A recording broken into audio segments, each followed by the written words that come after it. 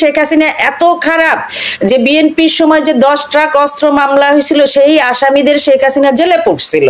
আজকের সরকার এত স্বাধীনতায় বিশ্বাসী, আমি কোথায় জানি পড়লাম যে তারা নাকি তওবা, বিবিসিতেই বলছে তারা নাকি লজ্জিত এবং তারা তওবা করেছে, তারা আর করে তারা এত ভালো মানুষদের শেখ হাসিনা জেলে পুরে রাখছে। অবশ্যই শেখ হাসিনা এত খারাপ যে এই সব জঙ্গিদেরকে জেলে ভরে রেখেছিল, রাইট?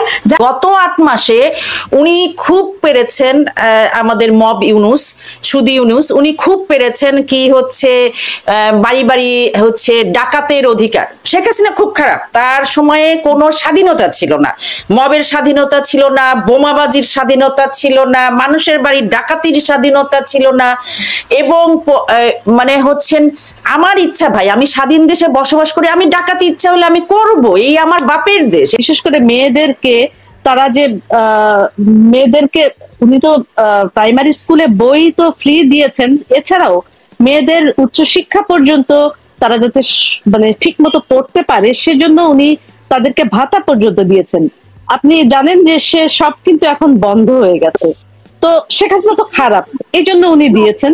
আর মানে এখন যে সরকার, সে সরকার অনেক অনেক ভালো, বাংলাদেশের মানুষের জন্য অনেক ভালো, এই জন্য উনি বন্ধ করে দিয়েছেন।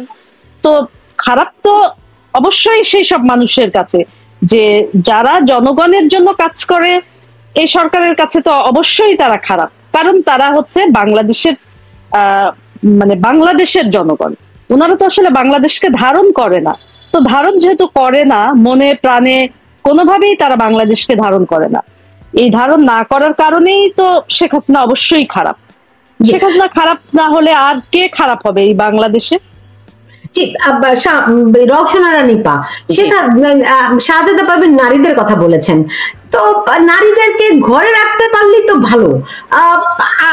ধরেন আজকে বাংলাদেশের নারীরা সারা বিশ্বে মাথা উঁচু করে দাঁড়ায়, আজকে বাংলাদেশের নারীরা শক্তির প্রতীক, সহজে কেউ দমন করতে পারবে না। তো শেখ হাসিনা খারাপ না হলে কি এটা করতেন? শেখ হাসিনা খারাপ না হলে কি নারী উদ্যোক্তাদের প্রমোট করতেন? র হাসিনা খারাপ না হলে কি তিনি নারী শিক্ষার জন্য ভাতা দিতেন? শেখ হাসিনা খারাপ না হলে কি তিনি মাতৃ মৃত্যুর বন্ধের জন্য ব্যবস্থা নিতেন? শেখ হাসিনা তো নিশ্চয়ই খারাপ। একদম, আমি সুলতানা রহমান আপনার সঙ্গে সম্পূর্ণভাবে একমত। শেখ হাসিনার চাইতে খারাপ মানুষ আর একজন আমার কাছে মনে হয় বাংলাদেশের আজকে যারা যেই ভালো সরকার আছে তাদের পক্ষে প্রচার গায়, সেটা হচ্ছে বঙ্গবন্ধু শেখ মুজিবুর রহমান, যিনি বাংলাদেশ নামক দেশটা আমাদেরকে দিয়েছিলেন। জীবনের একটা বিশাল সময় উনি কারাগারে কাটিয়েছেন এই মানুষের চোখের অশ্রু মোছার জন্য, যিনি সাধারণ মানুষের জন্য, এবং তারই তো কন্যা শেখ হাসিনা।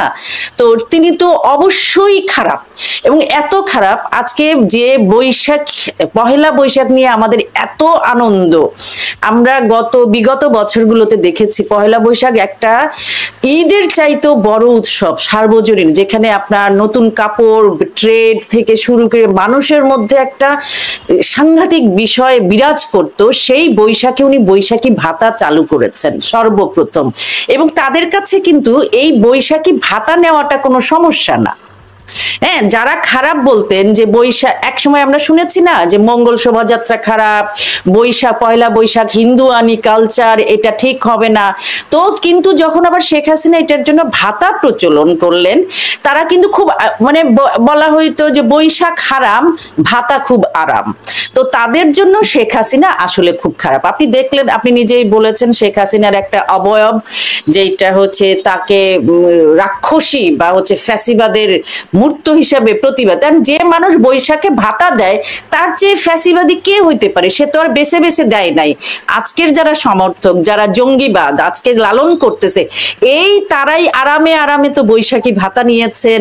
আবার মঙ্গল শোভাযাত্রা তারা নাম পরিবর্তন করেছেন, কারণ এটা ইউনেস্কোর ওয়ার্ল্ড হেরিটেজে স্বীকৃতি পেয়েছে। তো মঙ্গল বাদ দিয়ে এখন অমঙ্গলের আনন্দ। তো আপনি মঙ্গল বাদ দিলেন, সমস্যা হচ্ছে আনন্দটাও হিন্দুয়ানি, বাংলা ভাষাটাই সংস্কৃত থেকে আসা, এর সমস্ত। তাহলে আমাদেরকে আসলে সেই ৭১-এর আগে ৫২-র যে আন্দোলন, সেটা একটা ভয়াবহ খারাপ আন্দোলন হয়েছে। আমাদের উর্দু, আরবি, ফার্সি এখানে থাকা উচিত ছিল। তাহলে আজকে মঙ্গল, শনি, এই হাবিজাবি আর আসতো না। ইভেন শোভাটাও হিন্দুয়ানি। মানে কি একটা মুশকিলের অবস্থা। তো সেটা আসলে খুব খারাপ কাজটা বঙ্গবন্ধু যেমন করেছেন, তেমনি ভাবে শেখ হাসিনা করেছেন, ভাতা দিয়েছেন, মঙ্গল শোভাযাত্রাকে ওয়ার্ল্ড হেরিটেজের আওতায় নিয়ে এসেছেন, বাংলা ভাষাটাকে আন্তর্জাতিক মাতৃভাষা রূপে জাতিসংঘ নিয়ে এসেছেন। একই সাথে আপনি যে নারীদের কথা বললেন, আজকে সরকারি প্রাথমিক বিদ্যালয়ের শেষ পর্যন্ত যেটা টিকে ছিল যে 70% নারী সরকারি প্রাথমিক বিদ্যালয়ের একটা কোটা সুবিধা পাবে, যার জন্য গ্রামের একেবারে নিম্নবিত্ত একেবারে শ্রমিক মানুষের ছেলে মেয়েরা বিশেষ করে পড়াশোনা করে তারা অ্যাটলিস্ট সরকারি চাকরিটা করত, এবং সেই আশায় এবং বাংলাদেশের টোটাল ইনফ্রাস্ট্রাকচার চেঞ্জ হয়েছে। আমাদের ছোটবেলায় আমরা দেখেছি মেয়েরা যারা পড়াশোনা করে তাদের জামাই পাওয়া যাবে না, মানে বর পাওয়া যাবে না। পুরো 80-র দশকের পরে শেখ হাসিনা আসার ক্ষমতায় আসার পর চিত্রটা কিন্তু পাল্টে গেল। পাল্টে কিভাবে গেল? একজন দিনমজুর, একজন শ্রমিকের মেয়ে যেহেতু বিনা শিক্ষায় তারা আপনার অ্যাটলিস্ট বিএ বা উচ্চতর ডিগ্রিটা নিতে পারছে বিনা টাকায়, বিনা উল্টা হচ্ছে তারা পেত, ভাতা পেত। সেই কারণে দেখা গেছে নারীর শিক্ষার হার পুরুষের চাইতে বেশি হতে থাকলো, এবং তার ফলশ্রুতিতে তারা ব্যাপকভাবে চাকরি পেতে থাকলো। এবং প্রাথমিক বিদ্যালয়ের এই যে চাকরিটা, সেইটা অনেক মানুষের জীবন বদলে গেছে। আপনি ঘরে ঘরে সেটা প্রমাণ পাবেন। আমার নিজের ক্লোজ, আমার গ্রামের বাড়িতে একটা পরিবারের 7টা মেয়ে, সেই 7টা মেয়ের 6টা মেয়ে প্রাথমিক বিদ্যালয়ের, সেই বাবা পারলে সুইসাইড করে। সেই 6টা মেয়ে তার পুরো সংসারের জীবন চেঞ্জ করে দিয়েছে। তার এখন পাকা বাড়ি, দালান, এবং তার সৌভাগ্য হয়েছে। নারীরা ঘরে থাকবেন, এই 7টা মেয়ে কোনো মতো জীবনযাপন করবে, বাচ্চা উৎপাদন করবে, সেক্স পার্টনার হবে, মানে প্রজনন ক্ষমতার বাইরে আসলে নারীর তো এরা বিশ্বাস করে না যে নারীর আর কোনো জায়গা আছে।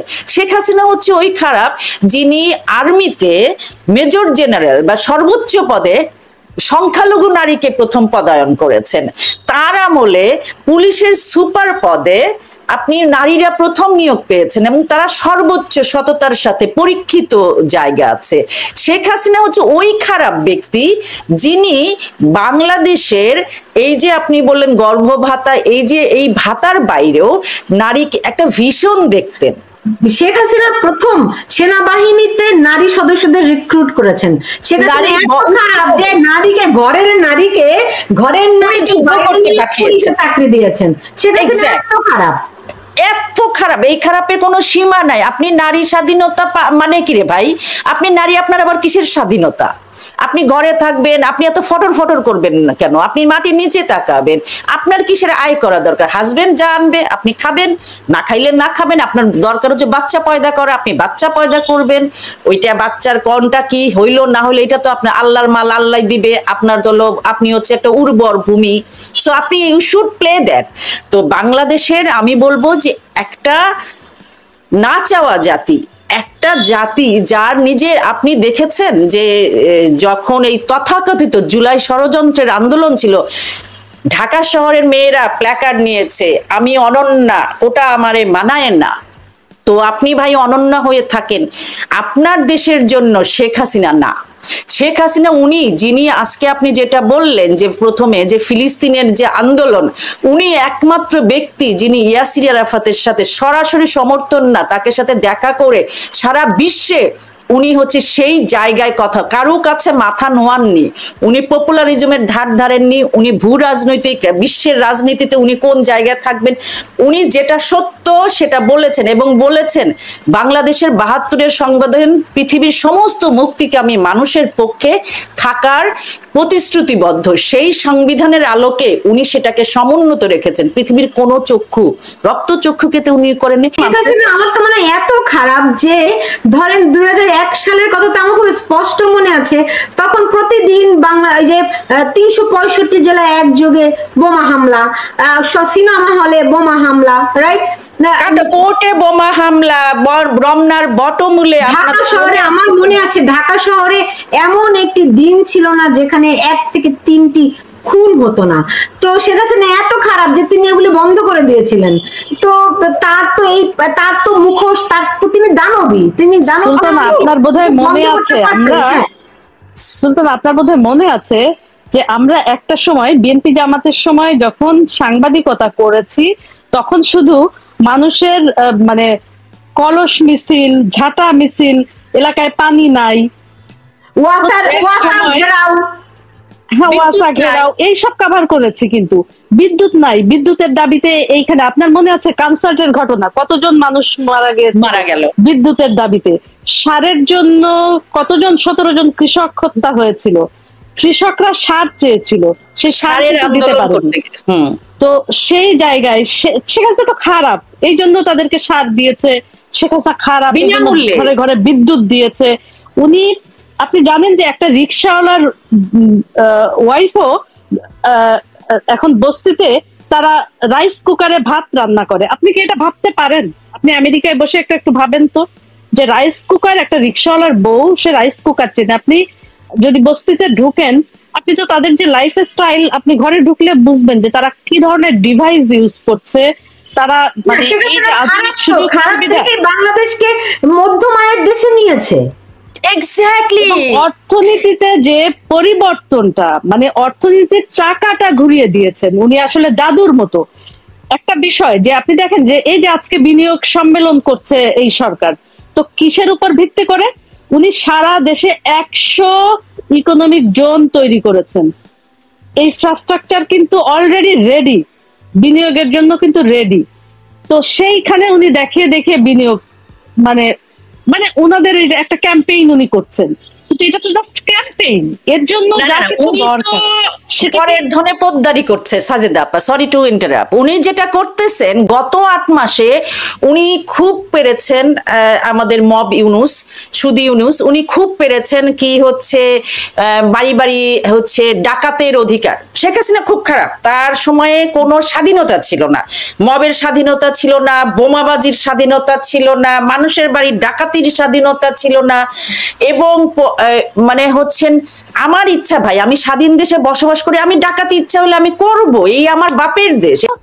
সবচেয়ে বড় কথা যে একজন বিদেশি নাগরিকের জন্য আমার দেশের নারীকে নিপীড়ন করছে সরকার, খোদ সরকার করছে, সরকারি পৃষ্ঠপোষকতায়। না, বিদেশি নাগরিকের কি তার লালসা চরিতার্থ করার জন্য, বিদেশি নাগরিকের কোন প্রতি ওই নারী কোনো ইয়ে করে নাই, তার লালসা চরিতার্থ করতে না পেরে তাকে হচ্ছে ইয়ে করেছে, সেইটার তো গেলই।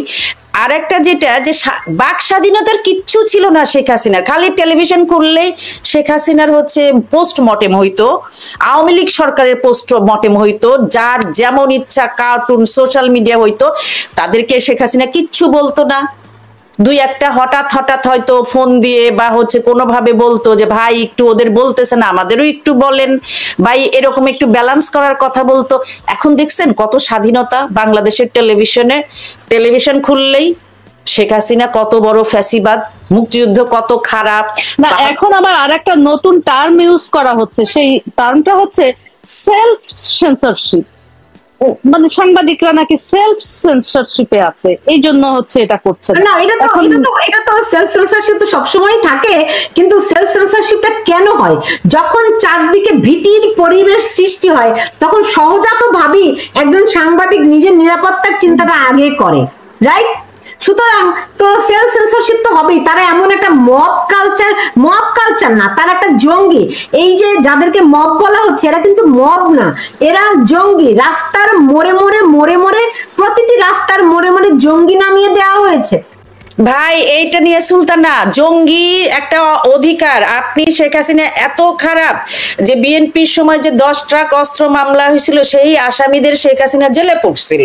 আজকের সরকার এত স্বাধীনতায় বিশ্বাসী, আমি কোথায় জানি পড়লাম যে তারা নাকি তওবা, বিবিসিতেই বলছে তারা নাকি লজ্জিত এবং তারা তওবা করেছে, তারা আর করেন। তারা এত ভালো মানুষদের শেখ হাসিনা জেলে পুরে রাখছে। অবশ্যই শেখ হাসিনা এত খারাপ যে এই সব জঙ্গিদেরকে জেলে ভরে রেখেছিল, রাইট? যারা বাংলাদেশে বোমাবাজি করতো, 63 জেলায় বোমা ফুটিয়েছে, হ্যাঁ, তাদের তো শেখ হাসিনা জেলে ঢুকিয়েছে। তো শেখ হাসিনা তো অবশ্যই খারাপ। এইটা তৌহিদি মুসলমানের অধিকার ভাই, আমি বোমাবাজি করব, আফগানিস্তান দেখেন না, পাকিস্তান দেখেন না, আমি আমার তৌহিদি জনতা, আমার জোশ। শেখ হাসিনা তো আসলে এত খারাপ যে নিজের মঞ্জুর মোর্শেদ একটি মন্তব্য করেছেন, শেখ হাসিনা অনেক ভালো কাজ করেছেন, অনস্বীকার্য, কিন্তু ওনার বিরুদ্ধে অভিযোগ কি ছিল? অভিযোগটা ছিল উনি তিনটে ইলেকশন ম্যানিপুলেশন করে ক্ষমতায় থেকেছেন এবং আজীবন এভাবেই থাকতে চেয়েছেন। আমি একটা কথা বলি, তাহলে সেটাই যদি হয় তাহলে এই সরকার এখন বলছে কেন, এদের সমর্থকরা এখন কেন বলছে যে ইউনূস সরকারের 5 বছর দেখতে চাই এবং নির্বাচন চায় না? তো তখন তো নির্বাচন হয়েছে, তখন আপনারা নির্বাচনে আসতেন, আপনারা ভোট বিপ্লব করতেন, আমরা দেখতাম। আপনাদের তো যেহেতু শেখ হাসিনাকে পছন্দ না, অবশ্যই আপনারা নির্বাচনে এসে ভোট বিপ্লব করতেন। আপনি নির্বাচনে আসবেন না, নির্বাচন প্রতিহত করবেন, আবার মানে এই বিষয়ে কথা বলা আসলে কতটা যৌক্তিক? হ্যাঁ, বুঝতাম যে আপনারা এসে নির্বাচন দিচ্ছেন, একটা সুষ্ঠু নির্বাচন দিচ্ছেন, দিয়ে আপনারা বলছেন যে না, এই যে আমরা নির্বাচন দিলাম, এখন মানুষ ভোট দিক। আপনারা শেখ হাসিনার বেলায় শেখ হাসিনাকে নির্বাচনে দিতে হবে এবং তাকে তার জনপ্রিয়তা সত্ত্বেও অবাধ করে দিতে হবে যাতে অন্যরা ভোটে যেতে। এইটা তাকে, যেমন এখন চিন্তা হচ্ছে অমুকজন 100টা সিট, অমুকজন 150টা সিট, এই ভাগ বাটোয়ারাটা শেখ হাসিনা দিতে চান না। এটা খারাপ। শেখ হাসিনা এত খারাপ, হ্যাঁ এতই খারাপ যে বাংলাদেশের ইতিহাসে সেই 54 সাল থেকে আজ পর্যন্ত একমাত্র শেখ হাসিনা 2001 সালে শান্তিপূর্ণভাবে গণভবনে হেঁটে হেঁটে পদত্যাগ পত্র দিয়ে এসেছিলেন, মানে শান্তিপূর্ণভাবে ক্ষমতা হস্তান্তর করেছিলেন। বাংলাদেশের ইতিহাসে এই নজির আর নাই। এত খারাপ শেখ হাসিনা যে শান্তিপূর্ণভাবে ক্ষমতা হস্তান্তর। এবং তারপরে কি হইলো, বিএনপি সরকার এসে তত্ত্বাবধায়ক সরকার রে নিজের পকেটের মধ্যে পুরে ইয়াজউদ্দিন সরকার রে কইলো তুমিই হবা, এরপরে তার ম্যানিপুলেশন, তার সবকিছু মানতে হবে এবং তারপরে মানে হচ্ছে সবকিছু হবে। এবং শেখ হাসিনা এটা কেন মানলো না? ঠিক আছে, শেখ হাসিনা দেখেন, মানে আমি আমাদের সাংবাদিক অঙ্গনের কথা একটু বলি, সেটা হচ্ছে সাংবাদিকদের জন্য একটি কল্যাণ ট্রাস্ট শেখ হাসিনা গঠন করে দিলেন। সেখানে কিন্তু আপনি দেখবেন যে দল মত নির্বিশেষে প্রতিটা যে সাংবাদিকই এটা আসলে তার সমস্যা, যারই সমস্যা হয়েছে, যারাই আবেদন করেছে প্রত্যেকেই কিন্তু টাকা পেয়েছেন। সেখানে কিন্তু দেখা হয়নি যে সে কোন দলের কোন মতের, বিষয়টা কিন্তু সাজেদা পাবেন। আপনি শুধুমাত্র তহবিলের কথা বলছেন, আপনি প্লট বরাদ্দের কথা চিন্তা করেন না। বিএনপি জামাতের কোন সাংবাদিকটা প্লট পায় নাই শেখ হাসিনার আমলে? এত খারাপ, সে এত দলবাজ ছিল যে বিএনপি জামাতিদের পর্যন্ত প্লট দিয়েছে তার আমলে। শুধু প্লট কেন, শিল্পীরাও শিল্পীরা তো আছেই। আর সবচেয়ে মজার ব্যাপার, সাংবাদিকরা যারা আজকে শেখ হাসিনা সকাল বিকাল 14 গোষ্ঠী উদ্ধার করে, তারা প্রত্যেকে প্লট পেয়েছে। এরা তো প্রত্যেকেই তো শেখ হাসিনার সময় চাকরি করছে। এখন যারা এই যে এক একটা বড় বড় পদ দখল করে আছে, তারা তো প্রত্যেকেই তাদের পেশাগত ভাবেই সবাই তাদের সুযোগ সুবিধা কিন্তু নিয়েছে। ও বিএনপি করে, ও করে, এই জন্য কিন্তু তারা যে চাকরিচ্যুত হয়েছে তা কিন্তু হয়নি। তারা তো প্রত্যেকে এই যে এখন যারা কাজ করছে তারা সবাই, সবচেয়ে বড় অপরাধ উনি যুদ্ধ অপরাধীদের বিচার করেছেন। অবশ্যই উনি যুদ্ধ অপরাধীদের বিচার করেছেন। যেই দেখেন বাংলাদেশে 30 লাখ শহীদ, 4 লাখ মা বোনের যে দীর্ঘশ্বাস বাংলাদেশের উপরে ছিল, যে অভিশাপ বাংলাদেশের উপরে ছিল, শেখ হাসিনা তা থেকে মানুষকে, বাংলাদেশ থেকে মুক্তি দিয়েছেন। তার মতো খারাপ, তার মতো নিকৃষ্ট আর কে হতে পারে? অবশ্যই এই জায়গাটা আমি আরেকটা কথা বলি। এখন যে এতদিন খুব বলা হলো যে আন্তর্জাতিক আদালতে যাবে এই জুলাইয়ের গণহত্যা নিয়ে, এখন তারা বলছে সেই গণহত্যার আন্তর্জাতিক আদালতে তারা যাবে না। কেন যাবে না? শেখ হাসিনা খারাপ ছিল। শেখ হাসিনা তো মানে অলরেডি এটা বিচার বিভাগীয় তদন্ত কমিটি গঠন করেছিলেন, তারপরে জাতিসংঘকে আহ্বান জানিয়েছিলেন যে বিচার কাজে সাহায্য করার জন্য।